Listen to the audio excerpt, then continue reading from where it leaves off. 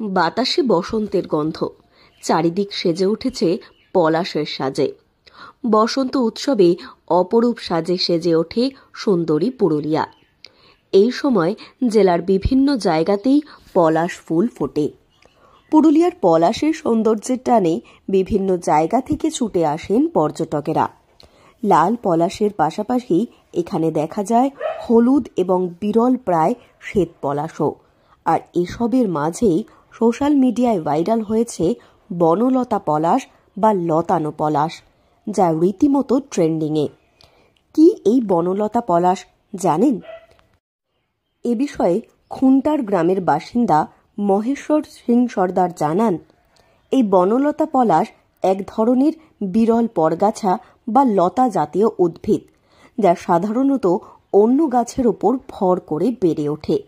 এটি দেখতে সাধারণ পলাশ গাছের মতো নয়, বরং লতার মতো গাছের গায়ে জড়িয়ে থাকে। সেই কারণে এটিকে লত পলাশ বলা হয়। পাহাড় ও বনাঞ্চলে এই গাছ দেখা যায়। সেই জঙ্গলের লত পলাশের গাছেও ওইরকমভাবেই আসবে, আগা পেছু। যেগুলা পুরানো হয়তো গাছ আছে সেগুলাতে আগাবে, আর নতুন গাছগুলো হলে ফুল হতেও পারে নাইও পারে, এরকম।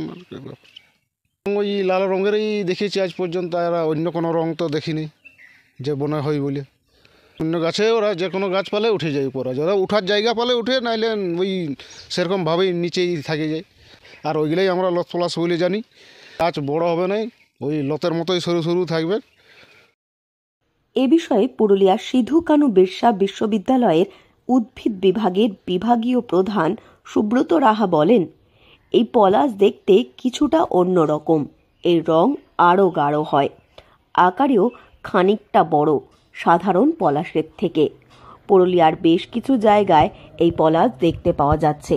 এটি লতানো পলাশ, এর সৌন্দর্য আরও অন্যরকম।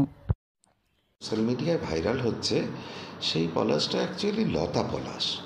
লতা পলাশ আমরা যে পলাশ গাছটি দেখি তার বিজ্ঞানসম্মত নাম বিউটিয়া মনোস্পার্মা, আর লতা পলাশের বিজ্ঞানসম্মত নাম হচ্ছে বিউটিয়া সুপারবা। নাম থেকেই বোঝা যাচ্ছে সুপার। সুপার মানে কি না, ফুলটা হচ্ছে অসাধারণ সুন্দর। এর যে লাল রং সেটা অনেক উজ্জ্বল, ফুলগুলো আকারে একটু বড়, আর থোকা থোকা ফুলগুলো ঝুলতে থাকে। নিম গাছে তো হচ্ছে, কিন্তু যে কোনো গাছ, যেমন লতানো গাছের বৈশিষ্ট্য, যে কোনো গাছকে অবলম্বন করে সে উপরে উঠে যায় এবং সেখান থেকে ফুলগুলো ঝুলতে থাকে। তো এই ফুলটা আমাদের আছেই। যে কোনো গাছেই এই পলাশ ফুটছে, এমনকি দেখা যাচ্ছে নিম গাছেও এই লতানো পলাশ ফুটতে, যার ছবি সোশ্যাল মিডিয়ায় ছড়িয়ে পড়েছে। আর এই পলাশ দেখতে ছুটে আসছেন বহু মানুষ।